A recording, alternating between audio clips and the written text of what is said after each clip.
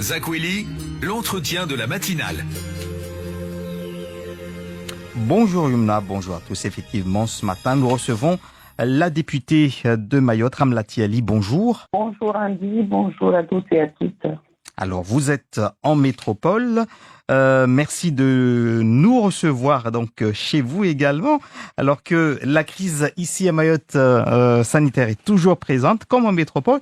On n'a jamais autant parlé de Mayotte. Le 10e anniversaire de sa départementalisation y est pour quelque chose. D'abord, Mansour Kamardine et vous avez réussi à amener 54 députés à signer une tribune pour achever le processus le plus rapidement possible donc de la départementalisation.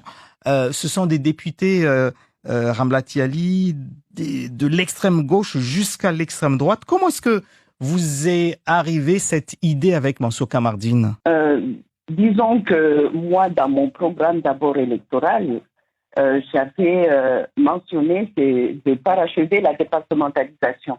Vous savez que mon collègue Mansour Kamardine avait fait une loi programme qui n'avait pas eu de succès. Aujourd'hui, avec la départementalisation, on s'est dit que c'était le moment d'amener tous les députés de tous les bancs. Donc, moi, mon travail a consisté à convaincre des députés de la majorité de nous suivre de façon à avoir l'appui du gouvernement pour ça. Donc, pour moi, c'est un processus normal, d'autant que j'ai toujours dit que pour moi, concernant Mayotte, mon parti s'appelle Mayotte, et ceux qui sont capables de travailler pour l'émancipation de notre territoire, eh bien, sont dans mon parti, puisque c'est Mayotte. Et c'est comme ça qu'on a travaillé, en tout cas, me concernant, les députés de la majorité pour nous suivre. Quel impact a eu cette tribune, du coup? Effectivement, c'est plus entendu. Vous avez entendu vous-même le ministre des Outre-mer le dire qu'il faut faire une loi programme pour parachever effectivement dans les meilleurs délais cette départementalisation. C'est-à-dire qu'en même temps, on répond aux préconisations de la Cour des comptes. Un député LR et une députée LREM qui parlent d'une même voix, deux élus mahorais qui accordent leur violon. Forcément, ça a conduit également à des soupçons. On nous cacherait quelque chose. Qu'est-ce que vous répondez à cette interrogation? C'est simple. Les Mahorais ont toujours dit qu'on est moja. Moi, j'ai toujours dit qu'il faut que les Mahorais, il faut qu'on s'entende. Vous pouvez reprendre toutes les bandes sonores chez vous ou visuelles et vous verrez qu'à chaque fois, je dis la même chose. Pourquoi nos collègues de La Réunion et ailleurs arrivent à s'asseoir autour d'une même table pour parler de leur territoire et que nous, Mahorais, on n'y arriverait pas, sous prétexte d'avoir des partis différents. Eh bien, nos partis peuvent être différents, en tout cas me concernant à Paris, mais quand il s'agit de Mayotte, je n'ai pas de partis différents avec qui que ce soit. Il s'agit de Mayotte, il y a des problèmes à résoudre, quel que soit le parti dont on appartient. Il faut qu'on puisse s'asseoir autour d'une même table. Et il n'y a pas que sur cette tribune, vous avez vu que concernant l'accord cadre avec les Comores, il y a plusieurs sujets. On a commencé par la santé, c'est moi qui avais proposé à mes collègues de me suivre. Et depuis, on se retrouve sur des sujets qui sont importants pour Mayotte et montrer la volonté des élus mahorais pour avancer sur ce sujet-là. Alors donc, on va revenir un instant, Ramlati Ali, sur les 10 ans de la départementalisation de Mayotte et l'intervention de Sébastien Lecornu, le ministre des Outre-mer, devant les élus mahorais. Il a admis l'urgence du rattrapage et il a donc promis d'accélérer le processus en proposant cette loi programme. Qu'est-ce qui pourrait sortir réellement de cette loi? Qu'est-ce que vous attendez, vous, de cette loi? Ce que je m'attends, c'est qu'il y ait une réelle accompagnement de la départementalisation, ce qui n'a pas été. Tout le monde le dit. On a dit que c'est une coquille vide. Le Conseil d'État, la Cour des comptes plutôt, l'a dit. Et donc, aujourd'hui, ce qu'on attend, c'est d'abord qu'on arrive là, par exemple, on va sur les départementales et puis les régionales. À Mayotte, c'est la première collectivité unique. On parle de département alors qu'on a des exigences des régions. il faut qu'il y ait d'abord cette reconnaissance que le département de Mayotte, c'est une collectivité unique qui a les compétences de département et de région. Il faut qu'il y ait cette reconnaissance-là. Et si on parle de cette reconnaissance, il y a déjà la façon de voter. Il faut qu'à un moment, on arrive à une certaine proportionnalité et ça, tous les élus que nous sommes, c'est-à-dire les parlementaires comme le président de l'association de maires de Mayotte, comme le président du département actuel, on le reconnaît parce qu'il faudrait qu'à un moment, la personne qui est ressentie être le prochain président, qu'on puisse lui demander un programme et qu'à la fin, on puisse lui demander des comptes. Que ça ne soit pas au petit bonheur de la chance, parce que là, par exemple, personne ne sera dire aujourd'hui qui va être le président puisqu'il n'y a pas eu de liste de fait. Donc, il y a déjà ça, cette partie qui doit être reconnue. Et puis, mais surtout, qu'au moment où on nous transfère les compétences, qu'il y ait le transfert des moyens qui vont avec ces compétences-là. Donc, on ne demande pas forcément qu'il y ait toutes les compétences tout de suite, mais il faudrait qu'au fur et à mesure, on nous transfère les compétences avec les moyens qui vont avec. Donc, ça, personnellement, je l'attends et je l'ai discuté lors de ma dernière réunion avec le ministre. Et puis, à un moment, il faut aussi qu'on ait la convergence de droits de l'application de toutes les lois à Mayotte, et notamment la convergence de droits sur le plan de l'application de la loi de la sécurité sociale. Ça, on y travaille activement. La population sera consultée pendant 2 mois, du 1er avril au 1er juin. C'est donc en cours. Comment est-ce que la population pourrait s'exprimer pour donner son avis par rapport à ce projet de loi? Pour l'instant, je ne peux pas dire la façon dont le ministre voit complètement les choses. Je sais que il va se rapprocher, comme il l'a déjà fait à plusieurs reprises, des élus locaux, c'est-à-dire les conseils généraux et puis les maires. Maintenant, personnellement, je préconise aussi que nous, parlementaires, on se saisisse de la question et qu'on se rapproche de nos collègues les maires pour en parler. Et puis même, on pourrait utiliser les réseaux pour demander l'avis de la population sur cette loi programme, ce qu'ils en attendent, et voir avec l'État ce qui est faisable tout de suite et ce qui doit être fait à moyen terme. On a aussi entendu, Ramlati Ali, beaucoup d'agacement ou d'incompréhension de certains. Ce serait une énième consultation.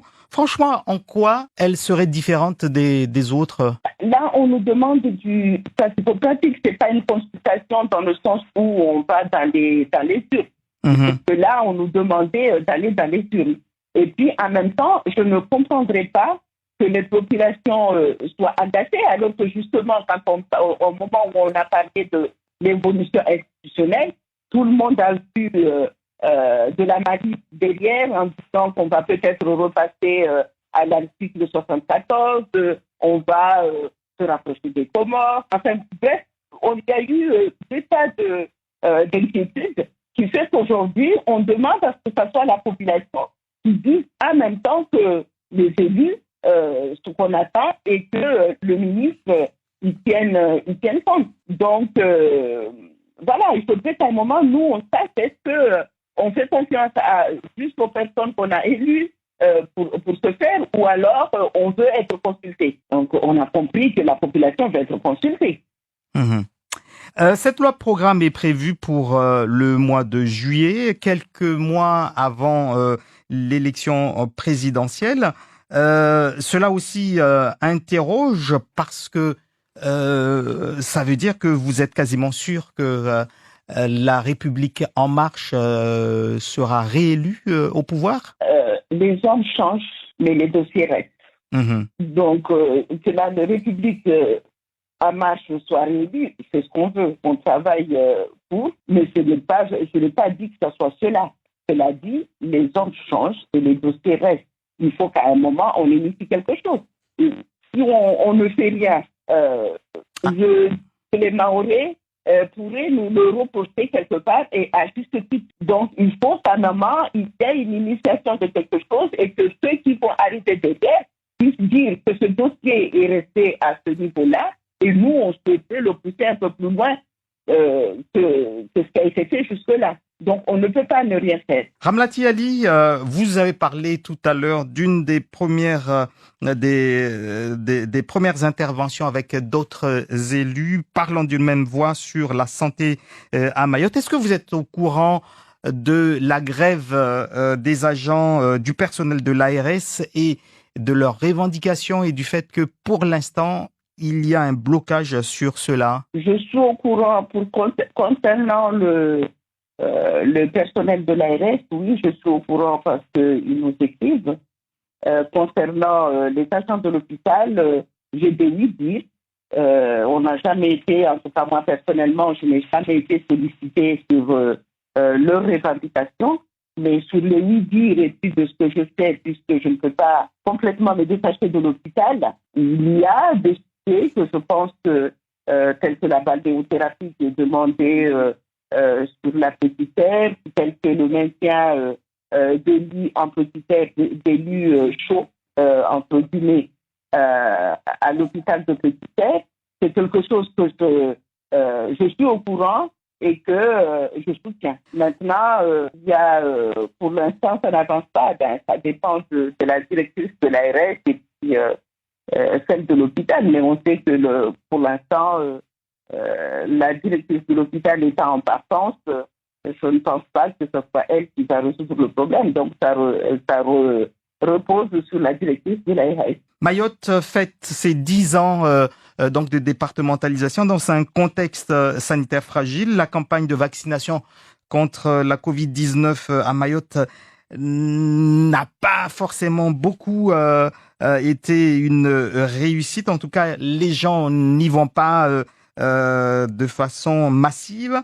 Moi, j'ai pu me faire vacciner. La vaccination étant ouverte aux personnes maintenant de plus de 18 ans. Vous-même, est-ce que vous vous êtes fait vacciner, Madame Ramlati? Étant personnel de l'hôpital, je fais partie des premiers qui ont été vaccinés. Et justement, quel est votre message, justement, par rapport au fait que à Mayotte, il y a, alors que c'est le seul département qui ouvre cette vaccination aux plus de 18 ans, il n'y a pas vraiment de l'engouement.